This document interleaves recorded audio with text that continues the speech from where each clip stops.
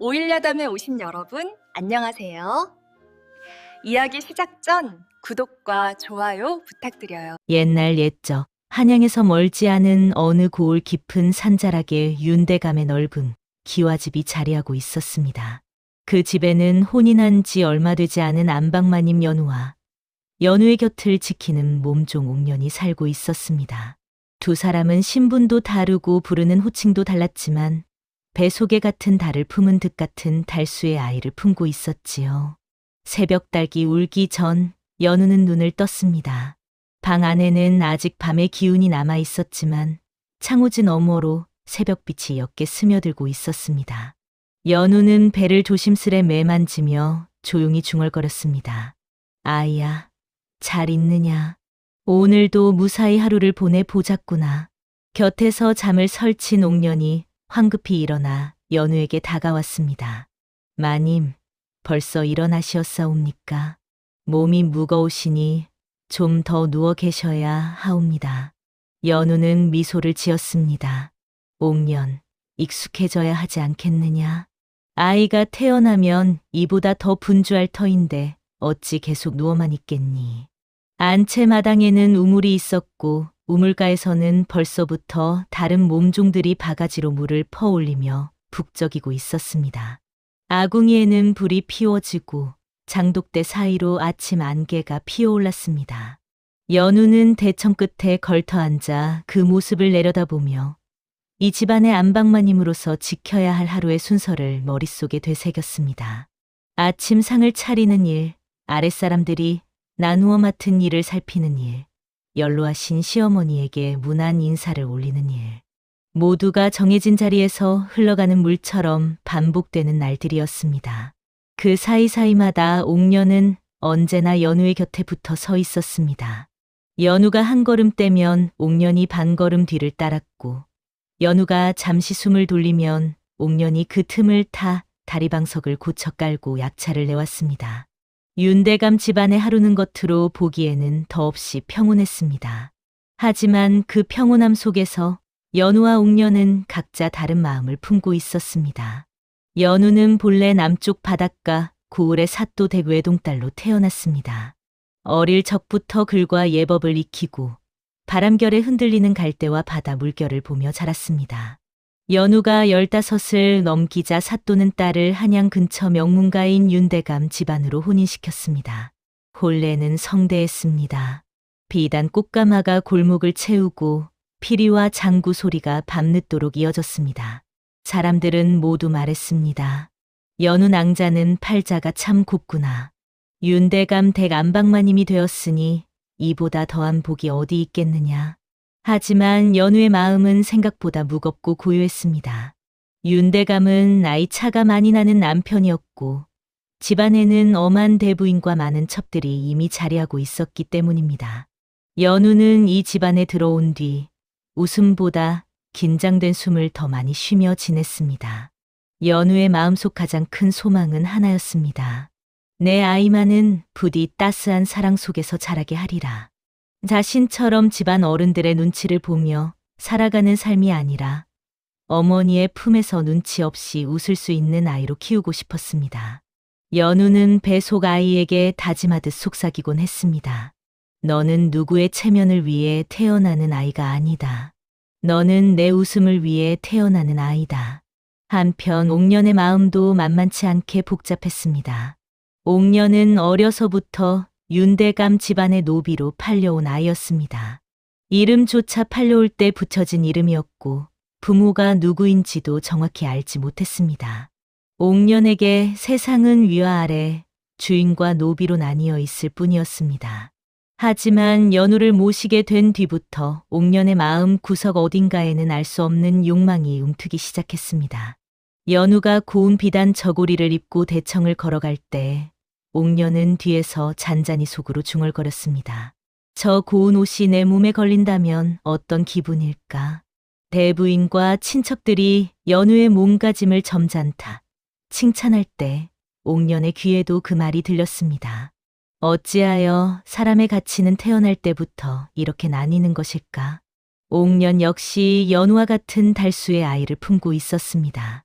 밤마다 옥녀는 좁은 몸종방 묵은 짚이 깔린 자리에 누워 천장을 바라보았습니다. 그리고 배를 꼭 붙들고 조용히 말했습니다. 아이야, 내가 비록 노비의 자식으로 태어나더라도 언젠가 너만은 사람답게 살 수 있는 날을 내가 꼭 만들어 보고 싶구나. 옥녀는 자신이 누릴 수 없는 삶을 아이에게라도 물려주고 싶었습니다. 하지만 노비의 자식은 노비가 되는 것이 세상의 이치였습니다. 옥녀는 그 이치를 안타까운 눈으로 바라보며 마음속에 자신도 모를 불씨를 키우고 있었습니다. 그해 초겨울 윤대감 집안에는 비밀스러운 공기가 감돌기 시작했습니다. 가장 큰 까닭은 대부인의 말 한마디 때문이었습니다. 이번에는 반드시 사내 아이를 보아야 한다. 윤대감에게는 이미 첩들이 낳은 딸들이 몇 있었지만 정실에게서 난 아들은 아직 없었습니다. 대부인은 가문의 대를 이을 적통 손자를 애타게 기다리고 있었습니다. 대부인은 연우를 마주하고도 노골적으로 말하곤 했습니다. 연우, 사내 아이 하나만 낳아다오. 그러면 이 집안의 모든 것은 다 안방마님 차지가 될 것이니. 연우는 예를 갖추어 고개를 숙였습니다. 대부인, 저도 마음 다해 기원하겠사옵니다. 하지만 연우의 속마음은 그리 녹록지 않았습니다. 사내든 계집이든 그저 무사히 태어나 건강하기만을 바랐습니다. 연우는 아이에게 걸린 집안의 욕심이 너무 크다는 사실이 두려웠습니다. 이상한 기운은 다른 곳에서도 느껴졌습니다. 대문간을 드나드는 사람들의 눈시울이 날카로워졌고 안채마루 밑에서는 몸종들 사이에 수군거림이 잦아졌습니다. 듣자 하니 마님이 딸을 낳으시면 어찌 된다더냐. 그럴 리야 없겠지만 혹시라도 그리 되면 다른 첩들이 기세를 올리지 않겠느냐. 옥녀는 이런 이야기를 들을 때마다 배를 감싸 쥐었습니다. 옥년 역시 아이의 성별을 알 수 없었지만 노비의 아이에게 사내니 계집이니 따지는 것이 무슨 소용인지 이해할 수 없었습니다. 그 무렵 대부인은 몰래 한 사람을 불러들였습니다. 한때 궁궐의 출입을 맡았던 삼파 월선이었습니다. 월선은 나이가 지긋했으나 눈빛 많은 칼날 같았습니다. 대부인은 월선을 안쪽 사랑채로 불러 술상을 내며 조심스레 말을 꺼냈습니다. 월선, 그대 솜씨가 남다르다는 소문이 자자하니 맡기고자 하네. 이번에 우리 집안에서 큰일이 있으니 도와야 하네. 월선의 눈이 번득였습니다. 대부인 말씀이라면 무엇인들 못하겠사옵니까? 그날 이후 월선은 안채 근처를 자주 드나들었습니다. 월선의 눈길이 연우의 방뿐 아니라 몸종들이 있는 쪽으로도 자주 향하는 것을 눈치챈 사람은 거의 없었습니다. 옥년만이 가끔 그 눈동자를 스치듯 받아내며 알 수 없는 서늘함을 느꼈습니다. 어느 날 저녁 대부인이 연우와 옥년을 함께 불렀습니다. 아이를 뵌 여인들만 모아 안부를 살핀다는 이유였습니다. 연우는 옥년과 나란히 마루를 지나며 말했습니다. 같은 날 불려가니 괜스레 긴장되는구나. 옥년은 서둘러 대답했습니다. 마님 곁에 있으니 감지덕지하옵니다. 사랑채 안쪽 방에 들어서니 대부인과 월선이 마주 앉아 있었습니다. 대부인은 연우에게는 미소를 지어 보였으나 옥년을 보는 눈빛은 차가웠습니다. 안방마님과 몸종이 한 달의 아이를 함께 품었다니 기묘한 인연이구나. 대부인이 말을 꺼내자 연우가 공손히 대답했습니다. 하늘의 뜻이 그러한가 보옵니다. 월선이 옥년을 힐끗 쳐다보며 말했습니다. 노비라도 아이를 품으면 몸가짐을 바르게 해야 하느니라. 사소한 잘못도 아이에게 흉이 되기 쉽다. 옥년은 고개를 푹 숙였습니다. 명심하겠사옵니다. 그날 밤 옥년은 물을 길어 돌아오는 길에 우연히 월선과 단둘이 마주쳤습니다. 달빛이 조금 기울어 마당 귀퉁이가 어슴푸레해진 때였습니다. 월선이 먼저 말을 걸었습니다. 이름이 옥년이라 하였지. 예, 그렇사옵니다. 배속 아이는 몇 달이나 되었느냐. 안방마님과 같은 달수라 하옵니다. 월선의 입가에 알 수 없는 웃음이 떠올랐습니다. 노비의 태 속에서도 귀한 인연이 나올 수 있는 법이지. 사람 인생이 어디 태어난 자리대로만 흘러가겠느냐. 옥녀는 그 말이 이상했습니다. 노비에게 그런 말을 해주는 사람은 지금까지 아무도 없었기 때문입니다. 언젠가 필요하다면 너와 내 아이를 도울 수 있을지도 모르겠다. 월선이 슬쩍 내뱉은 말 한마디는 옥년의 가슴 속에 깊이 남았습니다. 그것이 바로 뒤바뀐 운명을 향해 문이 열리는 순간이었습니다. 며칠 뒤 대부인은 월선을 다시 불렀습니다. 안채 깊숙한 곳, 사람 발길이 뜸한 작은 방에서 두 사람은 마주 앉았습니다. 대부인이 입을 열었습니다.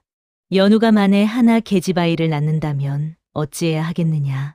첩들에게 집안 권세를 넘길 수는 없네. 월선은 잠시 생각하더니 입꼬리를 올렸습니다. 대부인, 세상 일이 반드시 피줄대로만 드러나는 것은 아니옵니다.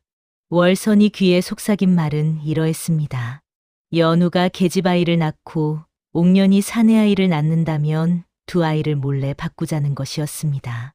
연우에게는 사내아이를 낳았다 말하고 옥년에게는 계집아이를 안겨 노비의 딸로 살게 하자는 것이었지요. 노비의 속에서 나온 아들이라 한들 예법으로 키우면 진짜 적통과 다를 바 없사옵니다. 대신 이 일을 아는 사람은 대부인과 제 단 둘뿐이어야 하옵니다. 대부인의 눈이 흔들렸습니다. 그러나 곧 굳어졌습니다. 후일 이 일이 드러난다면 집안이 통째로 무너진다. 월선이 낮은 목소리로 웃었습니다. 노비 하나만 꼭 붙잡아 두면 되옵니다. 아이의 생모가 누군지는 그 아이가 몰라도 되는 법이지요. 며칠 뒤 월선은 우물가에서 물을 깃던 옥년을 따로 불러냈습니다. 뒤뜰 달빛 아래였습니다. 옥년, 내 아이가 양반으로 살기를 바라느냐, 노비로 살기를 바라느냐. 옥년의 손에서 물동이가 덜컹 흔들렸습니다. 무슨 말씀이시옵니까? 월선은 조용히 그러나 또렷한 목소리로 제안을 꺼냈습니다. 만약 내 뱃속 아이가 사내라면 이 아이를 안방마님의 아이로 삼아줄 수 있다. 대신 너는 입을 다물어야 한다. 옥년의 가슴이 거세게 뛰었습니다.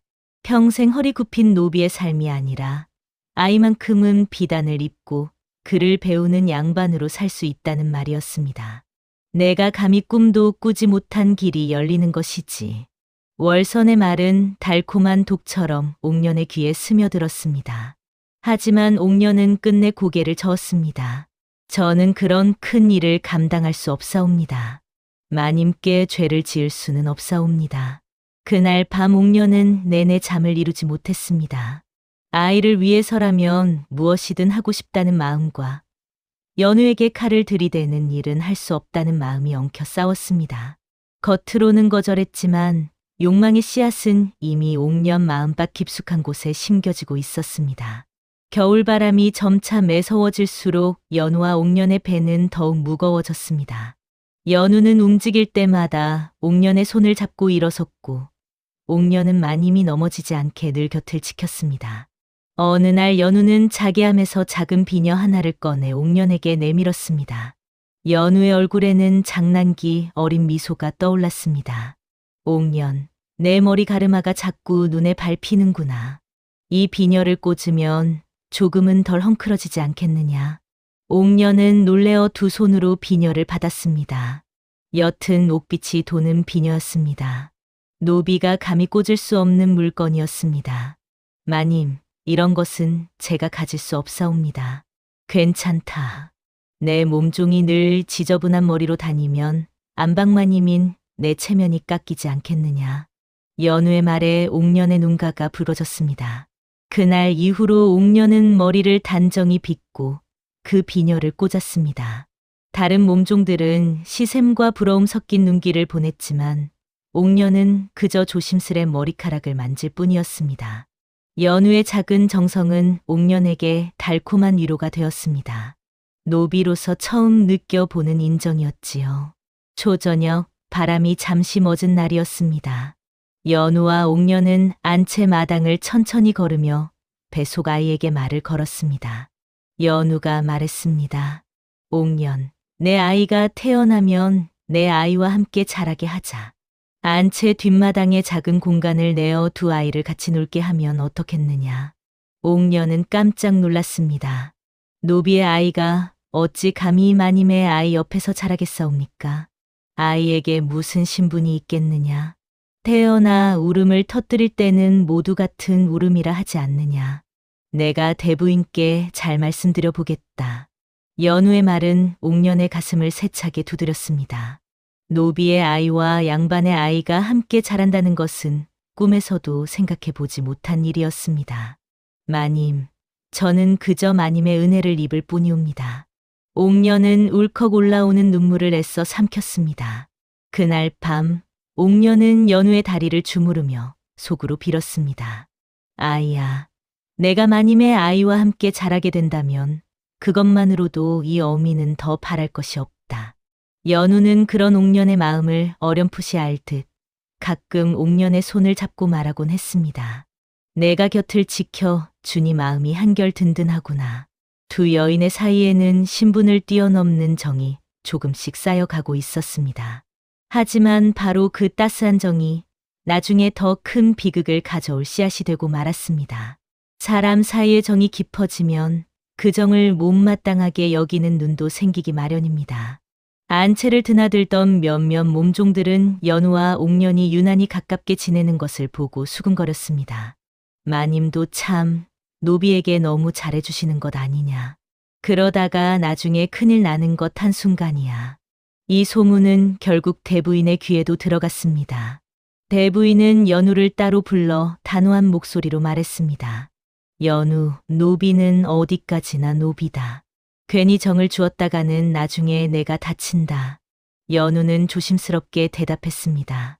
옥년은 제가 믿는 아이이옵니다. 곁에서 아이를 돌봐줄 사람이 필요하니 잘 지내두는 편이 좋을 듯하옵니다. 대부인은 쉽게 물러서지 않았습니다. 너무 믿지 마라. 사람은 누구나 욕심을 품는 법이다. 그 말은 연우에게는 크게 와 닿지 않았습니다. 그러나 옆방에서 우연히 그 말을 들은 옥년의 가슴에는 날카로운 가시처럼 박혔습니다. 노비는 어디까지나 노비다. 대부인의 그 한마디가 옥년 마음속 오래된 상처를 다시 건드렸습니다. 그날 이후로 옥년은 연우를 향한 감사와 함께 알 수 없는 두려움을 느끼기 시작했습니다. 언젠가 자신이 연우의 곁에서 쫓겨날지도 모른다는 불안감이었지요. 작은 균열은 그렇게 눈에 보이지 않게 벌어지기 시작했습니다. 어느 눈 내리던 날, 옥년은 우연히 사랑채 근처를 지나가다 대부인과 월선의 대화를 듣게 되었습니다. 문이 조금 열린 틈 사이로 두 사람의 목소리가 또렷이 흘러나왔습니다. 연우의 아이가 계집이라면 어떻게 할 작정이냐. 대부인의 목소리였습니다. 염려 마옵소서. 노비 옥년의 태 속에 산의 기운이 느껴지옵니다. 월선의 말이 이어졌습니다. 옥년은 깜짝 놀라 숨을 죽였습니다. 월선이 자신의 태를 감지하고 있다는 사실이 소름 끼쳤습니다. 월선이 낮게 웃었습니다. 그때가 되면 자연스레 자리를 바꾸면 되옵니다. 한 아이는 비단 이불 속에서, 다른 한 아이는 거친 베이블 속에서 자라게 되는 것이지요. 아이들은 아무것도 모를 것이옵니다. 대부인이 물었습니다. 노비가 입을 열면 어찌하느냐. 그 노비가 숨을 쉬는 한 이 집안에서 살아남고 싶다면 입을 열 수 없을 것이옵니다.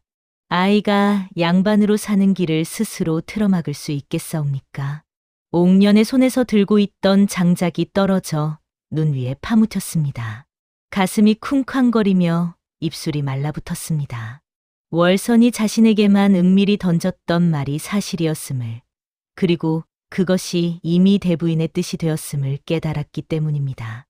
그날 밤, 옥년은 연우 곁에서 등을 돌린 채 잠든 척했습니다. 연우는 아무것도 모른 채 옥년의 등을 토닥이며 조용히 말했습니다. 옥년, 아이가 태어나면 내 아이부터 먼저 안아보게 해주마. 너는 그때까지 몸조심해야 한다. 옥년의 눈가에 뜨거운 물기가 맺혔습니다. 연우의 따스한 말 한마디 한마디가 오히려 옥년의 마음을 더 깊은 갈림길로 몰아넣었습니다. 아이의 미래와 마님의 믿음 사이에서 옥년의 마음은 안개 속을 헤매고 있었습니다.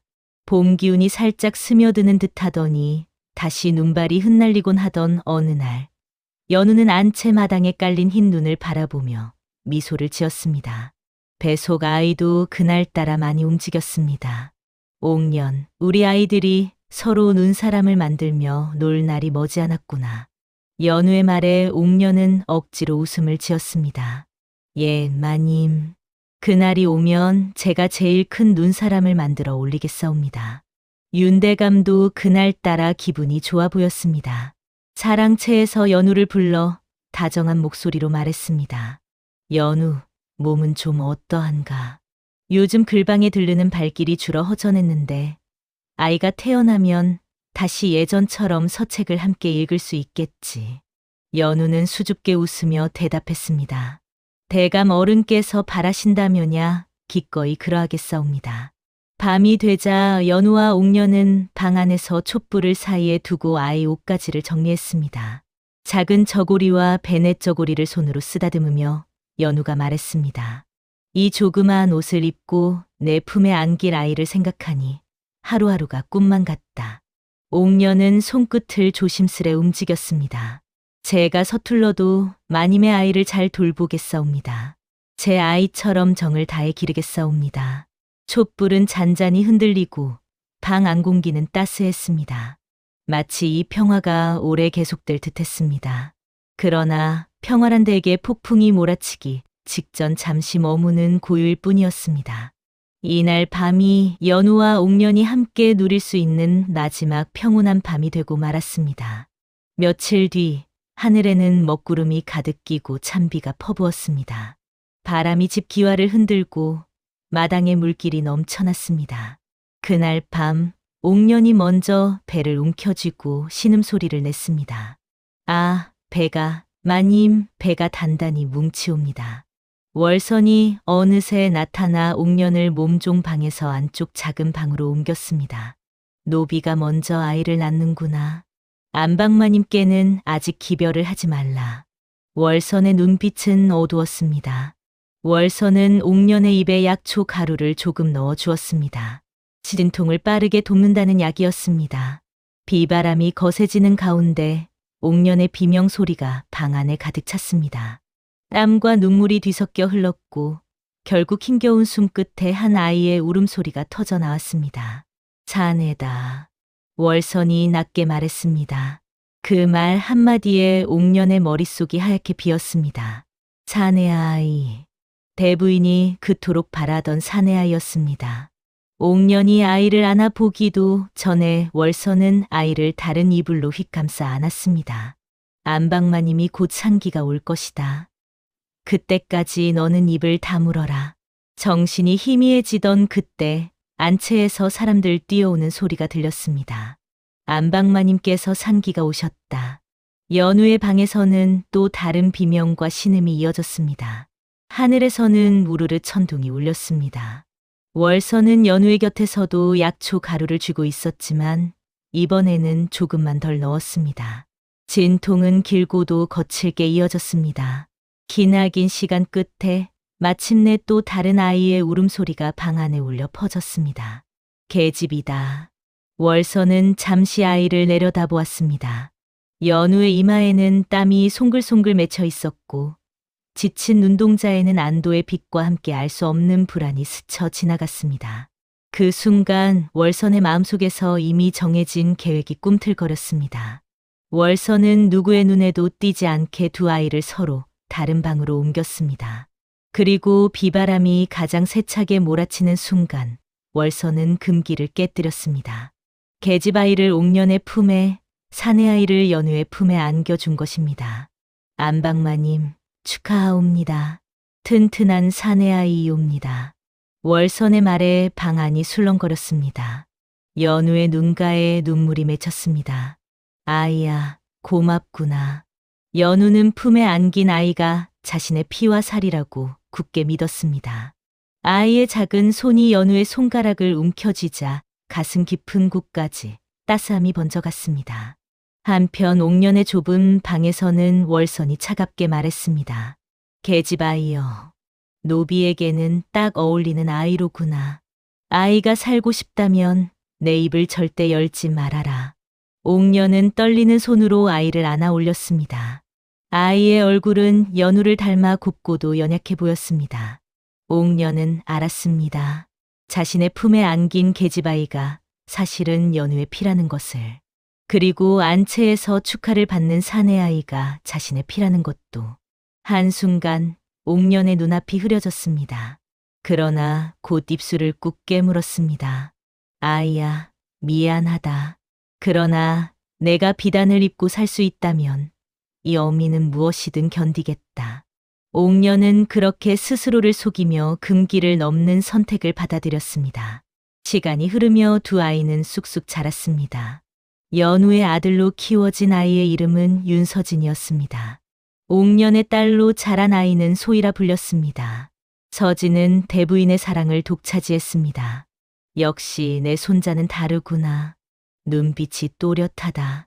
그러나 서진이 자라면서 이상한 말들이 슬며시 떠돌기 시작했습니다. 서진의 눈매가 윤대감보다는 옥년을 닮았다고 수군거리는 이들이 생긴 것입니다. 첩 중 하나인 연홍이 대부인에게 슬며시 말을 꺼냈습니다.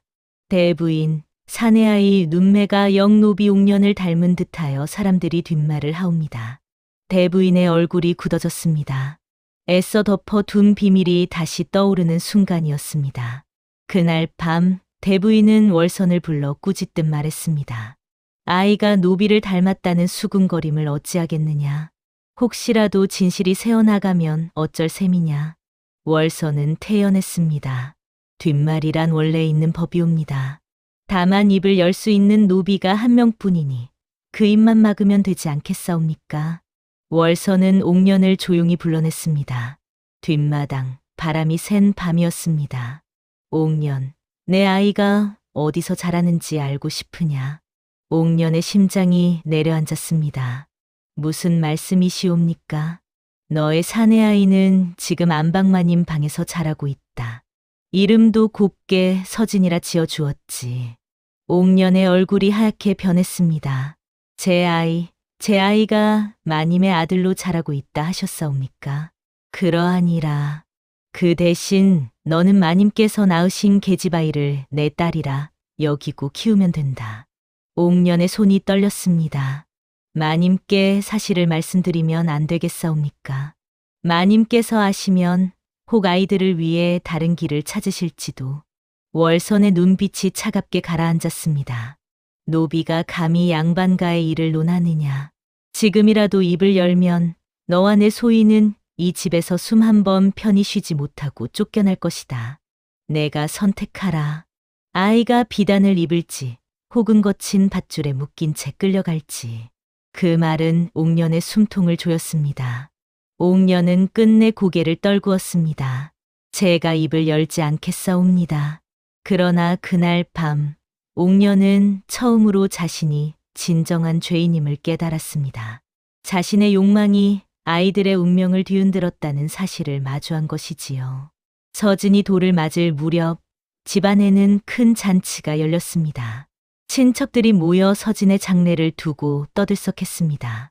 연우는 아이가 어른들 품에서 옮겨 다니는 모습을 바라보며 마음 깊은 곳에서 기쁨과 함께 알 수 없는 허전함을 느꼈습니다. 무언가가 맞지 않는다는 느낌이었지만 그게 무엇인지 알 수는 없었습니다.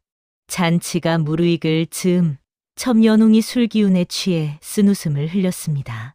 노비가 낳았든 안방마님이 낳았든 사내아이 하나만 잘 자라면 되는 것 아니겠사옵니까? 그 말에 분위기가 싸늘해졌습니다. 대부인은 연홍을 꾸짖었지만 이미 사람들 사이에는 불길한 의심이 퍼지기 시작했습니다. 얼마 지나지 않아 누군가 관가의 익명으로 고변을 올렸습니다. 윤대감 집안에서 아이를 바꾸어 키우고 있다는 내용이었습니다. 관아에서 포졸들이 들이닥쳤고 집안 전체가 뒤집혔습니다. 수령이 윤대감을 엄하게 꾸짖었습니다. 아이를 바꾸어 가문의 대를 이으려 했다는 소문이 사실이냐. 윤대감은 당황하여 손사래를 쳤습니다. 그럴 리가 있겠사옵니까? 근거 없는 헛소문이옵니다. 그러나 수령은 물러서지 않았습니다. 이런 일은 못 들은 척 넘길 수 없다. 아이를 받았던 산파와 안방마님, 노비들을 모두 불러 따져 물어야 하겠다. 연우는 느닷없는 일이었다 생각했습니다. 그러나 관가에서 불려와 서 있는 순간 모든 시선이 자신의 배에서 나와 지금 저만치 서 있는 서진에게로 향해 있는 것이 느껴졌습니다. 수령이 물었습니다. 안방마님, 아이를 낳을 당시 산실에 누가 있었소? 연우는 떨리는 목소리로 대답했습니다. 삼파 월선과 몸종 옥년이 함께 있었사옵니다. 수령의 시선이 월선과 옥년으로 옮겨졌습니다. 진실을 말하라. 아이를 뒤바꾸었느냐? 월선은 조금도 당황한 기색이 없었습니다. 소인은 죽을 죄를 지을 만큼 어리석지 않사옵니다. 다만 산실에서 보니 안방마님께서 아이를 낳기 전날 이상한 약을 드신 듯하옵니다. 무슨 소리냐? 노비 옥년이 몰래 안방마님께 무언가를 먹이는 것을 보았사옵니다. 사내 아이를 낳기 위해 영험하다는 약이라 들었사오나 혹 그 약이 이상한 일을 만든 것일지도 모르지요. 순간 모든 시선이 옥년에게 쏠렸습니다. 옥년의 얼굴이 사색이 되었습니다. 수령이 호통을 쳤습니다. 노비 옥년, 사실이냐? 안방마님께 아이의 성별을 바꾸려 이상한 약을 먹였느냐? 옥년은 머릿속이 새하얘졌습니다. 자신의 죄를 지키기 위해 누구를 지켜야 할지, 무엇을 말해야 할지 알 수 없었습니다. 그 순간 대부인의 눈빛이 번뜩였습니다. 묵묵히 옥년에게 보내는 경고의 눈빛이었습니다. 입을 열면 너와 내 딸은 끝이라는 눈빛이었지요. 옥년은 결국 떨리는 목소리로 말했습니다. 소인이 잘못하였사옵니다. 사내 아이를 낳으면 마님께서 사랑받으실까 하여 어디서 구한 약을 몰래 드셨사옵니다. 연우가 자리에서 벌떡 일어났습니다.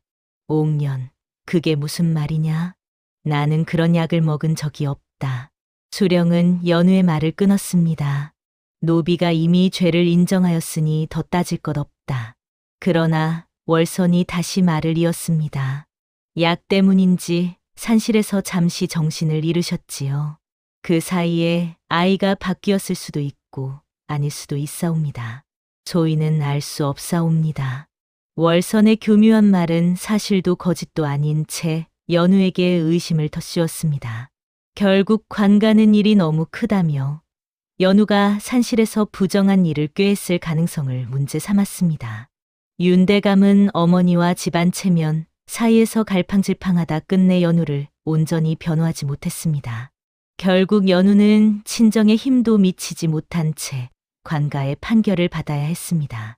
판결은 참혹했습니다. 연우에게는 신분을 낮추어 관가의 노비로 보내라는 명이 떨어졌습니다. 마님이 노비가 되어 끌려가는 날 윤대감 집안문 앞에는 비가 내리고 있었습니다. 연우는 손이 뒤로 묶인 채 수레에 올랐습니다. 서진은 대부인의 품에 안겨 울부짖었고 옥년은 마당 한켠에서 무릎을 꿇고 눈물을 흘렸습니다. 마님, 제 탓이옵니다. 그러나 그 말은 연우의 귀까지 닿지 못했습니다. 수레의 바퀴가 수렁 위를 밀고 나가듯 연우의 인생도 깊은 수렁을 향해 굴러 떨어지고 있었습니다. 연우가 관가의 노비로 끌려간 뒤 윤대감 집안은 겉으로는 다시 조용해진 듯 보였습니다. 그러나 안을 들여다보면 아기가 뿌리 깊게 자리하기 시작했습니다. 대부인은 연우가 떠난 안채를 정리하며 말했습니다. 이제야 집안이 한결 가벼워졌구나. 앞으로는 서진만 잘 키우면 되겠다. 첩연홍은 그 옆에서 교활한 미소를 지었습니다. 이 모든 일이 삼파 월선의 공이라 하겠사옵니다. 월선은 흡족한 얼굴로 상다리를 만지작거렸습니다. 대부인께서 잘만 거두어 주신다면 서진이 대를 이을 날이 머지않겠사옵니다. 그 말 속에는 또 다른 흉계가 숨어 있었습니다. 월선은 서진을 통해 대부인의 마음을 움켜쥐고 그 힘으로 안채와 사랑채 사이에서 마음껏 움직이려 했습니다. 한편 관가의 노비가 된 연우는 초라한 삼배옷을 입은 채 나무를 나르고 물을 길었습니다. 손이 트고 발꿈치가 갈라졌습니다. 하지만 연우는 눈물을 쉽게 흘리지 않았습니다. 이 또한 언젠가 끝나리라. 아이만 잘 자라준다면 나는 이 정도 고통쯤 견딜 수 있다. 연우의 마음은 무너졌다 다시 세워지기를 반복했습니다. 밤마다 연우는 달을 향해 조용히 빌었습니다. 서진아, 어디에 있든 무사해야 한다. 그리고 언젠가 진실이 드러나게 해달라. 아기는 집안 안에서 점점 자리를 넓혀갔습니다. 연우가 사라진 자리에는 연홍과 월선, 그리고 대부인의 욕심이 서로 얽혀 커다란 그림자를 드리웠습니다. 연우가 끌려간 뒤 옥년의 삶도 평온하지 않았습니다. 옥년은 여전히 노비였지만 서진의 유무 역할을 맡았습니다. 표면적으로는 상을 받은 셈이었지요. 그러나 옥년의 가슴에는 쇳덩이 같은 죄책감이 박혀 있었습니다. 서진을 품에 안을 때마다 자신의 피를 나눈 아들을 마님이라고 부르며 무릎을 굽혀야 했습니다. 소희는 안채와 조금 떨어진 허름한 방에서 자랐습니다. 옥년은 틈만 나면 그 방으로 달려가 아이를 안아 올렸습니다. 소희의 눈동자는 연우를 닮아 맑고도 깊었습니다. 소희야, 내가 사실은 이 집안의 안방마님 딸이라는 말을 언젠가 할 수 있을까? 옥년은 속으로만 그렇게 말했습니다. 그 무렵 관가에서도 연우에게 연달아 시련이 닥쳤습니다. 혹독한 일을 맡는 노비들 사이에서 연우는 처음에는 나약해 보였지만 시간이 지날수록 누구보다 묵묵히 일을 해냈습니다. 같은 방을 쓰던 노비 하나가 물었습니다. 안방마님이라 불리시던 분이 어찌 이리 담담하시오? 연우는 잠시 생각하다가 대답했습니다. 내가 지켜야 할 사람이 있기 때문이오. 연우의 마음속에는 서진과 옥년의 얼굴이 함께 떠올랐습니다.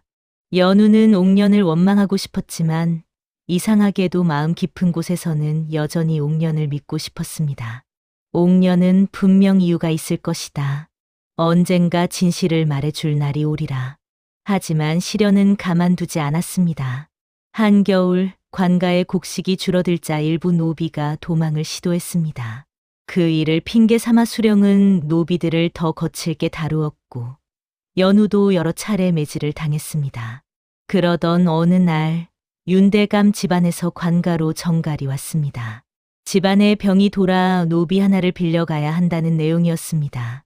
수령은 잠시 고심하다가 말했습니다. 옛 안방마님이었다는 연우를 보내라. 양반 살림을 알아 일을 더 잘할 것이다. 그리하여 연우는 다시 윤대감 집안으로 돌아오게 되었습니다. 하지만 신부는 노비로 허리에는 쇠고리가 매달린 채였습니다.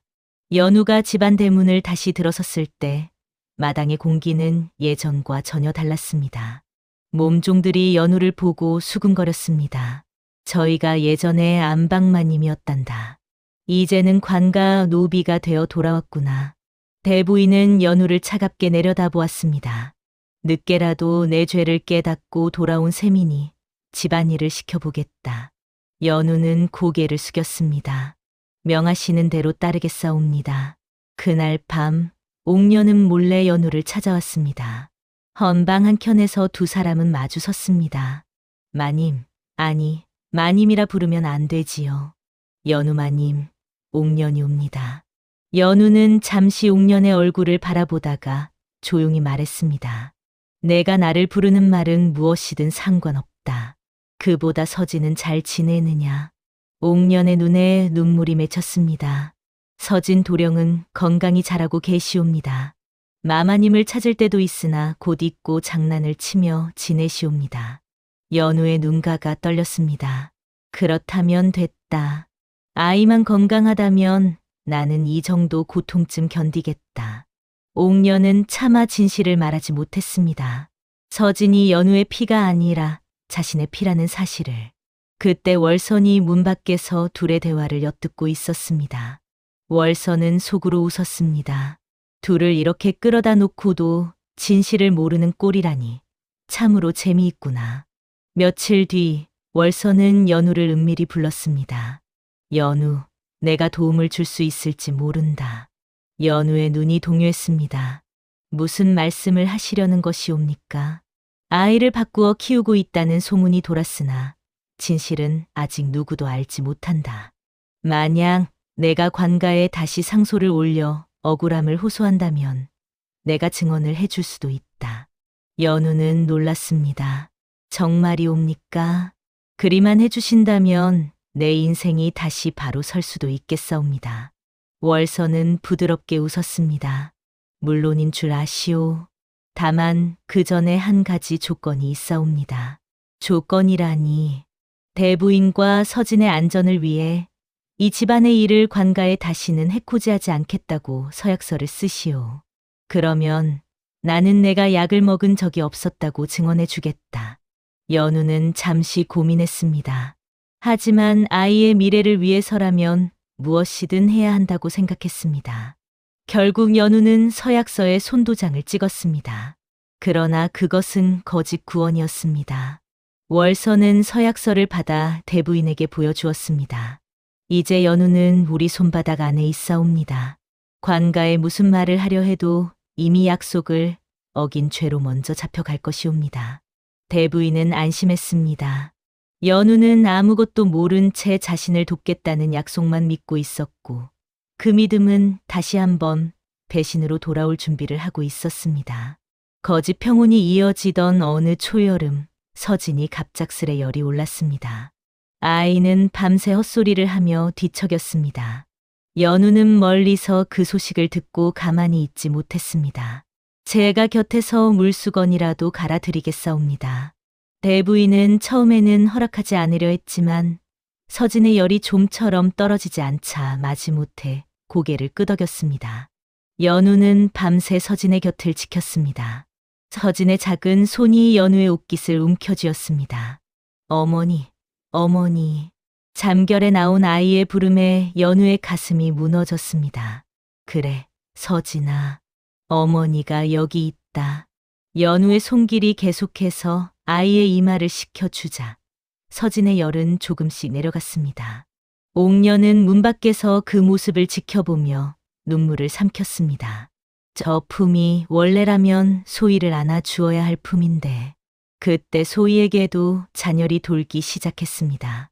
옥녀는 두 아이 사이를 오가며 마음이 갈기갈기 찢어지는 것을 느꼈습니다. 새벽녘 서진의 열이 거의 내렸을 무렵 서진이 또렷한 눈으로 연우를 바라보며 말했습니다. 어머니, 어제 꿈을 꾸었어요. 저를 꼭 안아준 분이 있었는데 옷이 거칠었어요. 그런데도 마음이 따뜻했어요.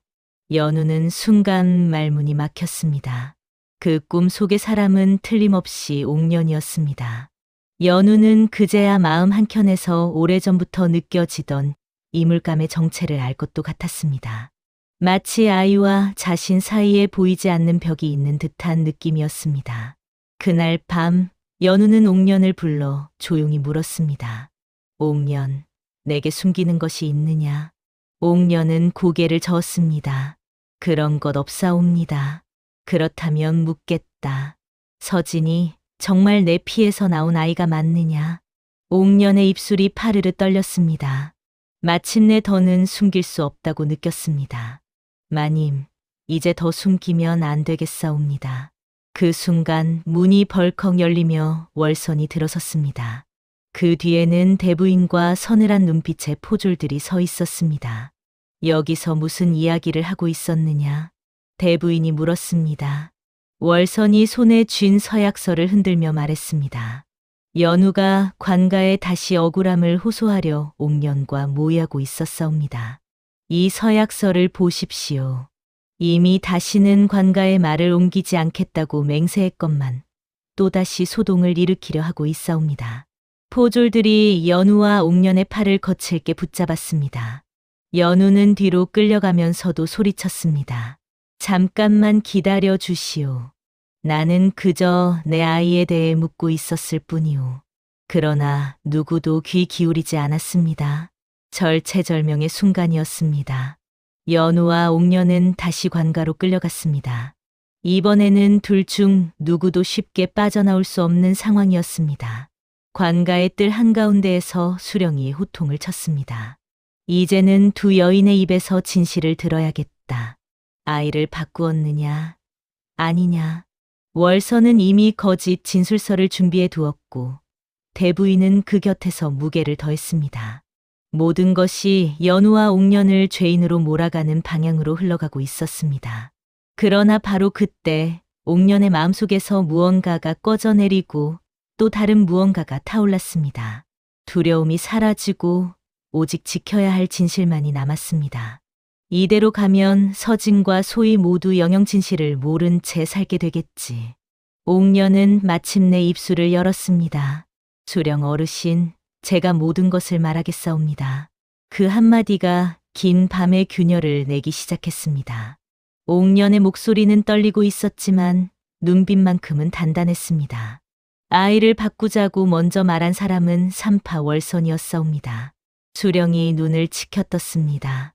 무슨 말이냐? 옥년은 처음부터 끝까지 모든 일을 말했습니다.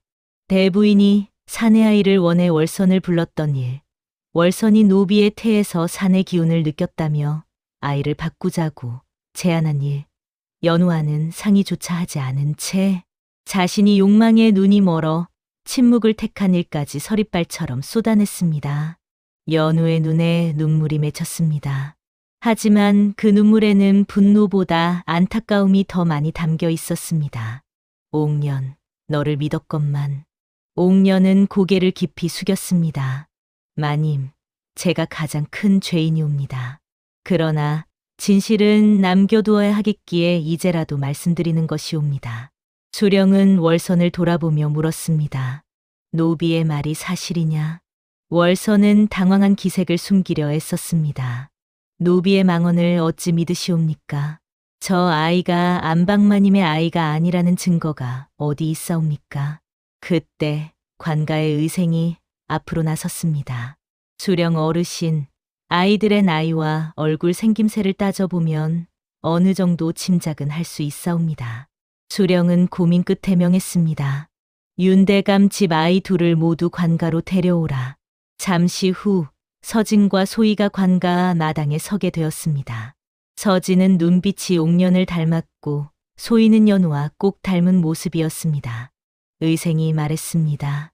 골격과 눈매를 살펴보니 서진은 옥년을 더 많이 닮았고 소희는 연우 마님을 빼닮았사옵니다. 또한 아이들이 태어난 날과 그날 산시를 지켰던 사람들의 증언을 모아보면 아이가 바뀌었을 가능성이 매우 크다 하겠사옵니다. 수령의 얼굴에 분노가 치밀었습니다. 세상에 이런 폐륜이 어디 있단 말이냐. 월선, 그대가 삼파의 도리를 버리고 아이를 뒤바꾸었느냐. 월선은 끝까지 발을 빼려 했지만 이미 진실은 드러나고 있었습니다. 게다가 한때 월선에게서 해고당한 다른 삼파 하나가 관가에 나와 증언했습니다. 저 또한 예전에 아이를 바꾸라는 월선의 제안을 받은 적이 있사옵니다. 그때는 거절하고 물러났사오나 그 뒤로 마음이 편치 않아 오늘에야 용기를 내어 나왔사옵니다. 복선처럼 흩어져 있던 이야기들이 한데 모여 하나의 그림을 이루기 시작했습니다. 수령은 결국 판결을 내렸습니다.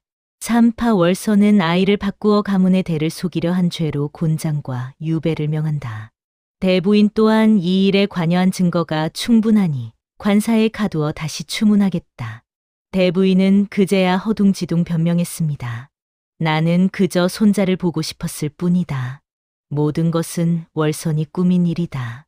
그러나 이미 늦었습니다. 욕망은 말끝마다 스스로의 흔적을 남겨두었고 그 흔적이 모두 모여 증거가 되었기 때문입니다. 수령은 연우를 향해 고개를 숙였습니다. 안방마님, 그대가 당한 억울함은 실로 크다. 관가 노비의 신분을 벗기고 본래의 자리로 돌려보내겠다. 연우는 깊이 허리를 굽혔습니다. 늦게라도 진실을 밝혀주심에 감사드리옵니다. 수령은 옥년을 향해도 판결을 내렸습니다. 노비 옥년은 진실을 늦게나마 밝혀 죄를 덜었으나 처음 아이를 바꾸는 일에 침묵한 죄는 분명하니 태형을 면할 수는 없다. 옥년은 고개를 끄덕였습니다. 마땅한 벌이옵니다. 채찍이 등에 내려앉을 때마다 피가 배어 나왔지만 옥년은 단 한 번도 소리를 지르지 않았습니다. 그 대신 마음속으로만 되뇌었습니다. 이제야 아이들에게 떳떳해졌다. 월선은 포졸들에게 끌려가면서도 끝까지 욕심을 버리지 못했습니다. 내가 없으면 이 집안 산실을 누가 맡겠느냐. 언젠가 다시 필요할 날이 올 것이다. 그러나 이미 누구도 월선의 말을 귀담아 듣지 않았습니다. 월선은 먼 변방으로 유배를 떠났고 길가의 사람들은 월선을 손가락질했습니다. 대부인은 관사에 갇힌 채 조사를 받았습니다. 비록 나이가 많다는 이유로 가장 무거운 형벌은 면했지만 평생 집안과 떨어져 조용한 암자 근처에서 지내라는 명을 받았습니다. 권세를 움켜쥐던 손이 허공을 더듬기만 하는 처지가 된 것이지요. 윤대감은 깊이 반성했습니다. 내가 어머니와 집안 체면에만 눈이 멀어 아내를 지켜주지 못했구나. 연우는 담담히 말했습니다. 이제라도 진심으로 뉘우친다면 그것으로 좋가옵니다. 다만 아이들에게만큼은 거짓이 남지 않게 해주시옵소서. 집안 사람들 또한 달라지기 시작했습니다. 노비들도 감히 입 밖으로 꺼내지 못했던 말들을 서로 나누며 신분이 다르다 하여 사람의 마음까지 헐값에 여겨서는 안 된다는 것을 조금씩 깨닫게 되었습니다. 옥녀는 태영을 맞은 뒤 며칠 동안 몸을 가누지 못했습니다. 연우는 직접 약을 다려 옥년에게 먹였습니다. 내가 죄를 지은 것은 사실이나 진실을 밝히지 않았다면 나와 아이들 모두 이 지경까지 오지도 못했을 것이다. 옥년은 눈물을 흘리며 말했습니다. 마님, 저 같은 죄인을 어찌 여전히 챙기시옵니까? 내가 죄인이라면 나 또한 아이를 믿지 못하고 의심한 죄인이니라. 연우의 말에 옥년은 고개를 떨구었습니다. 서진과 소희에게도 진실이 전해졌습니다. 서진은 혼란스러워했습니다. 그러면 저는 노비의 아들이었단 말입니까? 연우는 서진의 어깨를 감싸 안으며 말했습니다. 피가 누구에게서 나왔느냐 보다 누구의 마음을 먹고 자랐느냐가 더 중요하다. 너는 옥년의 피에서 태어나 내 품에서 자랐다. 그러니 둘 다 너의 부모다. 소희에게도 마찬가지였습니다. 나는 원래 마님의 딸이었습니까? 연우는 소희의 머리를 쓰다듬었습니다. 그래, 그런데 그동안 너를 품어준 옥년이 내 어미이기도 하다. 너희 둘은 우리 모두의 아이다. 아기가 사라진 자리에 남은 것은 서로의 잘못을 인정하고 눈물로 마주하는 사람들의 모습이었습니다. 몇 달이 흐른 뒤 윤대감 집안은 예전과는 전혀 다른 모습으로 바뀌어 있었습니다. 대부인이 떠난 자리는 허전했지만 그 빈자리를 채우는 것은 권위가 아니라 조심스러운 배려였습니다. 연우는 다시 안방마님 자리에 앉게 되었지만 예전처럼 단지 예법만을 강조하지 않았습니다. 마당 한켠에 작은 뜰을 내어 아이들이 함께 놀 수 있는 공간을 만들었습니다. 서진과 소희는 서로를 형제라 부르며 자랐습니다. 서진은 옥년을 보고도 예전처럼 유모라고 부르지 않고 어미라 불렀습니다. 소희도 연우를 향해 자연스레 어머니라 부르며 웃었습니다. 옛날 같았으면 있을 수 없는 일이었지만 연우는 웃으며 받아들였습니다. 부모란 한 사람만을 뜻하는 것이 아니구나. 마음으로 아이를 품은 사람은 누구나 부모가 될 수 있구나. 옥년은 여전히 노비의 신분이었지만 연우는 윤대감과 상의해 옥년과 소희의 신분을 풀어주었습니다. 이제라도 너희 둘은 자유로운 몸이 되어라. 옥년은 믿기지 않는 듯 눈을 크게 떴습니다. 마님, 저는 그런 은혜를 받을 자격이 없사옵니다. 연우는 단호하게 말했습니다. 죄를 지은 자가 평생 그 죄에만 묶여 살아야 한다면 세상에 새 출발을 할 사람은 아무도 없을 것이다. 옥년의 눈에서 눈물이 흘러내렸습니다. 그 눈물은 지난날의 죄책감을 씻어내리는 비와 같았습니다. 윤대감 집안의 노비들도 적잖이 풀려났습니다. 완전히 세상이 뒤바뀐 것은 아니었지만 적어도 이 집안에서는 신분보다 사람이 먼저라는 생각이 조금씩 자리 잡기 시작했습니다. 어느 봄날 매화꽃이 피어 향기를 퍼뜨릴 때 연우와 옥년은 함께 뜰에 앉아 아이들이 뛰노는 모습을 바라보았습니다. 연우가 말했습니다. 옥년, 그날 내가 진실을 말하지 않았다면 지금 이 모습은 없었을 것이다. 옥년이 고개를 저었습니다. 마님께서 저를 용서해 주지 않았다면 저 또한 진실을 말할 용기가 없었을 것이옵니다. 바람이 매화 가지를 살살 흔들었습니다. 꽃잎이 흩날리며 두 사람의 어깨 위에 살포시 내려앉았습니다. 연우는 하늘을 올려다보며 조용히 속삭였습니다. 사람의 운명은 한 번 뒤바뀐다고 끝나는 것이 아니구나. 잘못된 길에서 다시 걸음을 돌이킬 수 있을 때 비로소 진짜 운명이 바뀌는 것이겠지. 옥년도 그 말을 마음 깊이 새겼습니다. 노비로 끌려간 마님과 마님의 자리를 훔친 노비. 그러나 결국 우리 둘은 서로의 잘못을 마주하고 새로운 길을 찾았구나. 이야기의 끝에서 남은 것은 신분도 피도 아닌 마음의 무게였습니다. 욕심이 사람을 어디까지 끌고 갈 수 있는지, 또 용서와 진실이 어떻게 그 길을 되돌릴 수 있는지 보여주는 이야기였지요. 옛말에 이런 말이 있습니다. 사람의 가치는 태어날 때가 아니라 잘못을 마주했을 때 드러난다고 말입니다. 욕심의 눈이 멀어 남의 자리를 탐내면 언젠가 그 대가를 치르게 되지만 늦게라도 진실을 선택하고 서로를 용서할 줄 안다면 새로운 삶이 열리게 마련입니다. 오늘 이야기는 여기까지입니다. 다음 영상을 빠르게 만나보시려면 좋아요와 구독을 눌러주세요. 그럼 더 재미있는 영상으로 찾아뵙겠습니다. 모두 행복한 하루 보내세요.